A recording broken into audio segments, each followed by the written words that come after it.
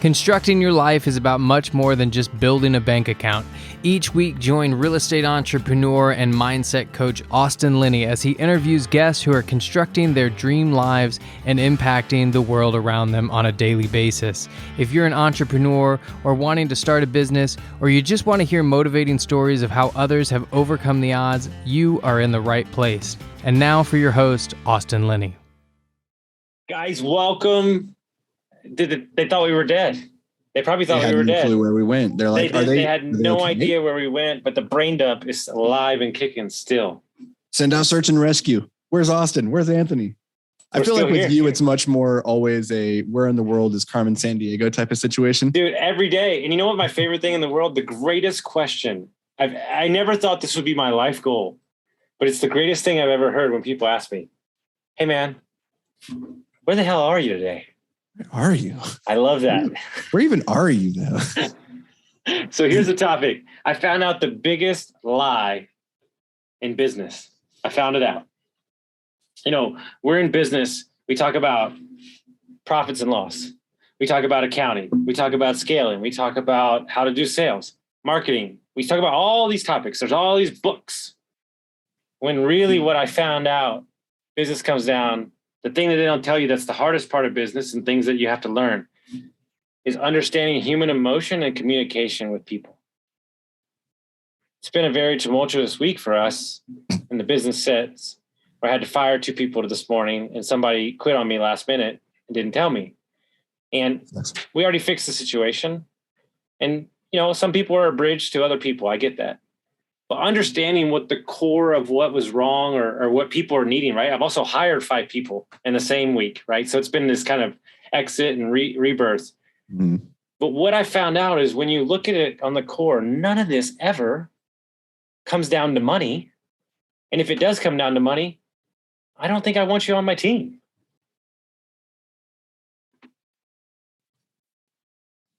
I have been saying for years now, and I feel like people maybe don't really hear it. I feel like they don't really hear me when I say this. When I say the hardest part of business, because I get this question a lot. Like, what's the hardest part? Like in your journey, getting from where you started to where you are now, what's been the hardest part? People love that question. And the answer is always the same. People are the hardest part. I don't care what business that you have. People are always the hardest part. And the reason for that, I'm not just talking about employees. This is also customers. This is also vendors. This is partners. People are the hardest part because we all have different emotions, desires, wants, ways of communicating, ways of feeling loved. And so we're mushy. And there is no one size fits all solution. Even when we're trying to build a company and we just look at the context of employees, let's build a culture, right? Like, because we all know like it's all about the culture. But even with that, within that, there is no one size fits all. Like the way that employee A engages with the culture is going to be a little bit different than the way that employee B does. And there's nothing wrong with that, but just recognize that you can't have cookie cutter people, and you wouldn't want that anyway. Like what makes business successful and fun in the grand scheme is like people realizing their unique geniuses to bring something magical to the world. And so you don't want to just like wash away that, but man, getting people aligned towards a vision and rowing in the same boat at the same speed towards that destination is incredibly difficult. And then we could go, you know, over to the other side of things, which is like, okay, vendor relationships. They're trying to run a business. We're trying to run a business. And we know that when you run a business, all sorts of things happen. Right. So when things happen in your vendor's business, which then hurt your business, you're like, what do you do? You're like, there's no easy solution there because again, it's people, and people are always the hardest part. And again, with customers. And this is why when it comes to finding your like ideal customer, the more niche down you can get and understand like, what is the solution that I can provide to this particular customer better than anybody else? Like the more you can like get granular with that, the more likely you are to please that person. And the people who try to go really broad and please everybody end up pleasing nobody because in their pursuit of like just being accepted and happy, like serving all the customers, they really serve nobody well. And so again, the answer just keeps coming back. People are the hardest part. It's the difference between the science of achievement and the art of fulfillment. There is no science of people. I mean, there's psychology, but even that's a bit of an art. Well, what's interesting is that there's two things going on. And it's so funny you bring up the vendor's point. In our health insurance business that I'm running, I already told them 7 months ago that our vendors aren't at the level that our business is running. They're not as driven as we are. They're not as mission focused. They're not as streamlined. They don't have a consultant company helping them. We're not actually having a problem with our business, but we're taking the blame for the business that's happening out in the space by the vendor messing up. Mm-hmm. And so I'm almost coaching the vendor more than I am the actual company. And so one of the reasons why we structured our business the way we did is because we found out that the vendor or the outside source can't move as quick as we want to. So that's why we brought the marketing in-house. That's why we bought the task company in-house. That's why we're bringing the accounting in-house.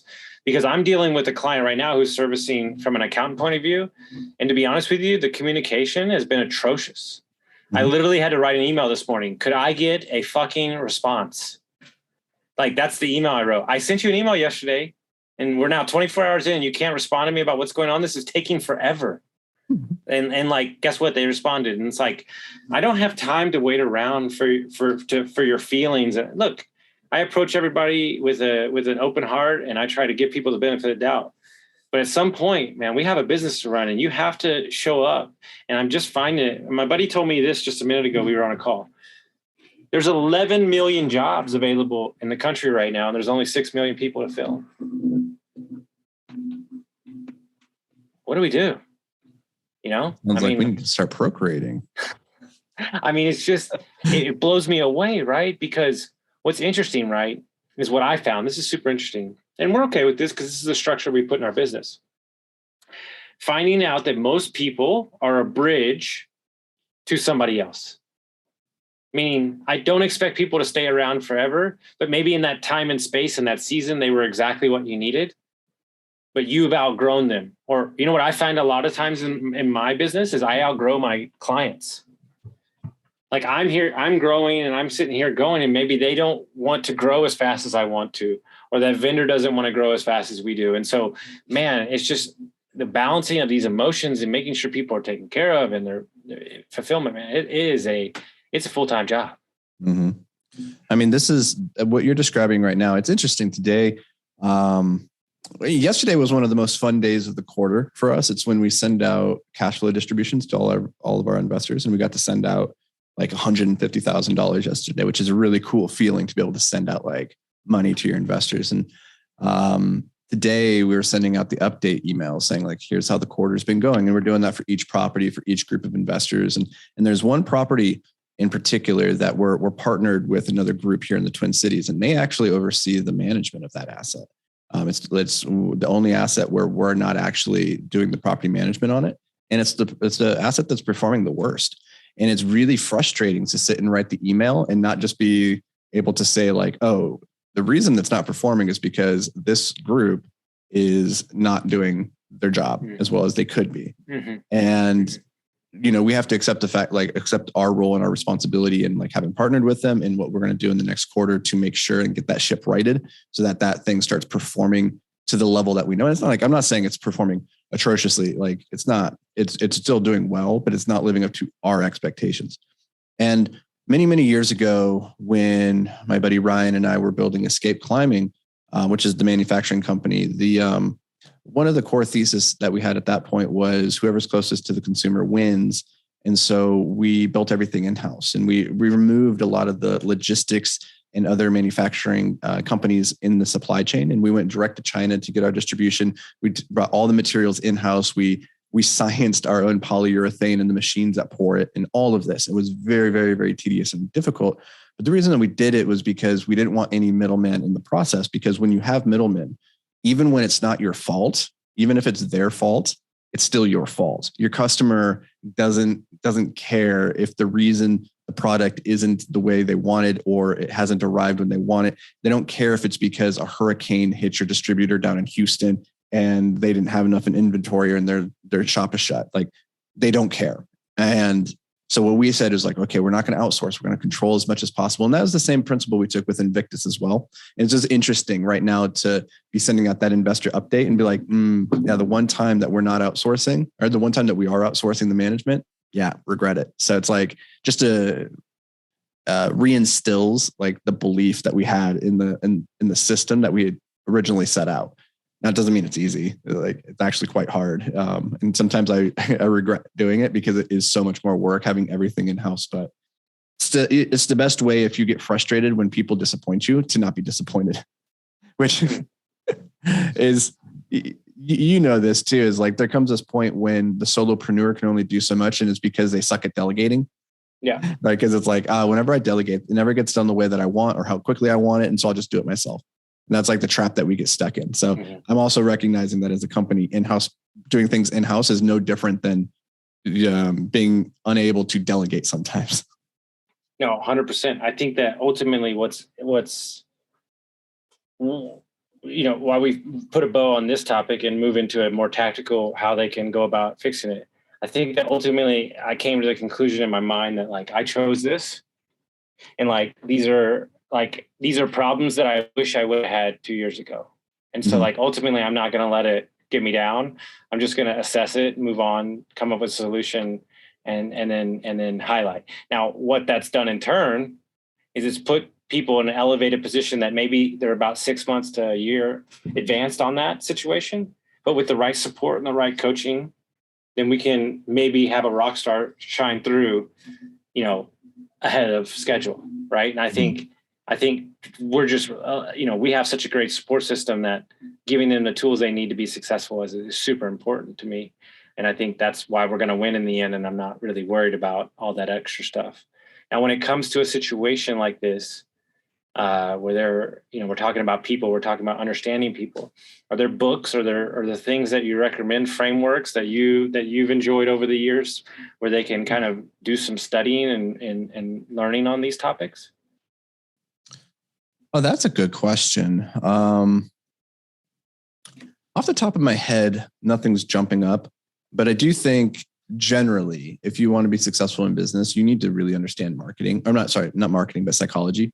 Psychology is also very important if you want to understand marketing, and marketing is core to business. It all goes in, but really diving in to understand human psychology. So one of the best books on that topic is Thinking Fast and Slow by Daniel Kahneman, which is about a lot of the like the mental models, mental frameworks, the biases that we carry into things. And I think that can be understanding just the default operating system that we all as humans are running. That's super helpful, whether that's in a one-on-one conversation with an employee and trying to understand their wants and needs and like why they're not living up to expectations, to why you're disappointed all the time with the actions of everybody on your team, because that's equally as important. Like understanding maybe you just really suck at communicating. Maybe this is a you issue and not them issue. Like, because one of the things that I take away, at Escape, we hired and fired dozens and dozens and dozens of employees at this point, and the only common denominator is us. Right. And so it's like, what's our role in this? What are we doing that's not setting these people up for success? And you could just say like, oh, that's just a natural consequence of being in business for so many years and you have so many employees coming through the doors. That's going to happen. But again, you're the common denominator. So figure out what's going on there. But I think anything that is around psychology, and not just like pop psychology, but actually getting to like the good research-based Influence. The book Influence is really good. Influence, yeah, by Cialdini. That's a fantastic book.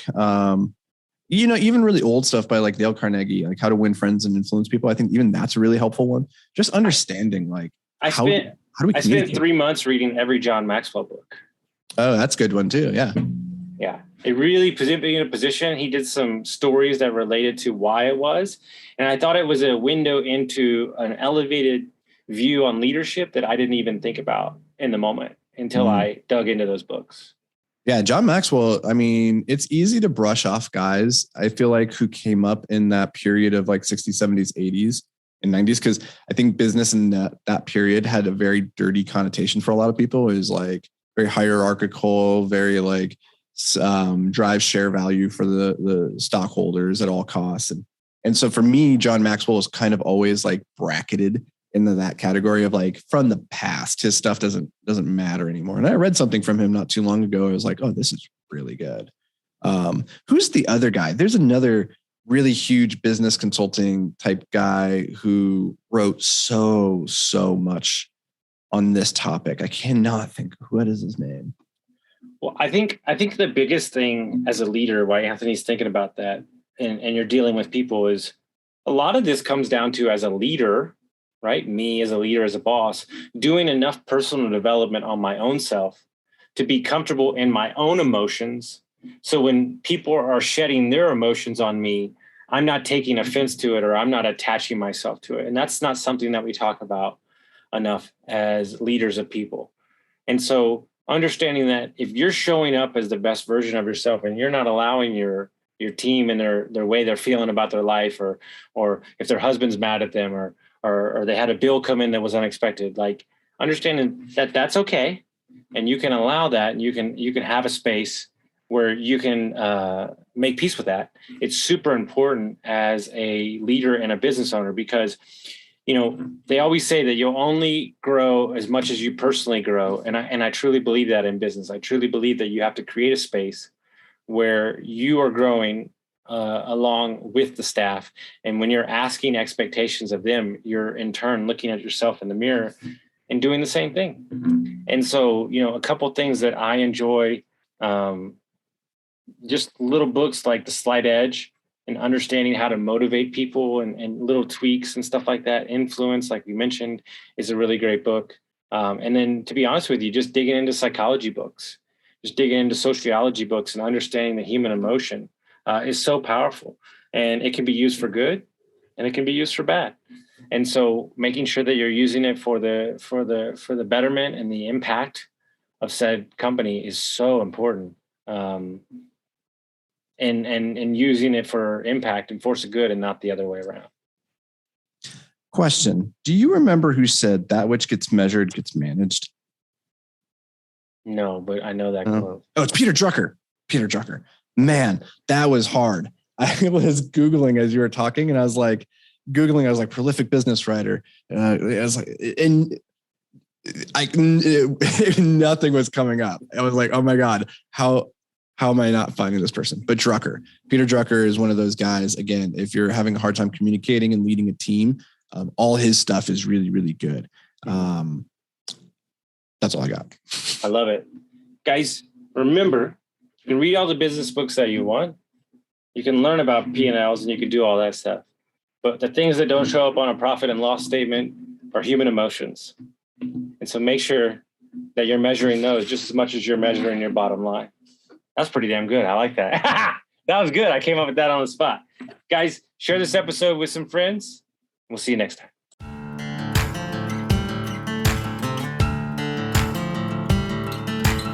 Thank you for listening to Construct Your Life with Austin Linney. If you enjoyed this episode, be sure to rate, review, subscribe, and pay it forward by sharing with a friend. Most importantly, take this opportunity to start constructing your life by taking immediate action on what you learned. For show notes, resources, and more information on one-on-one coaching with Austin, visit constructyourlifepodcast.com.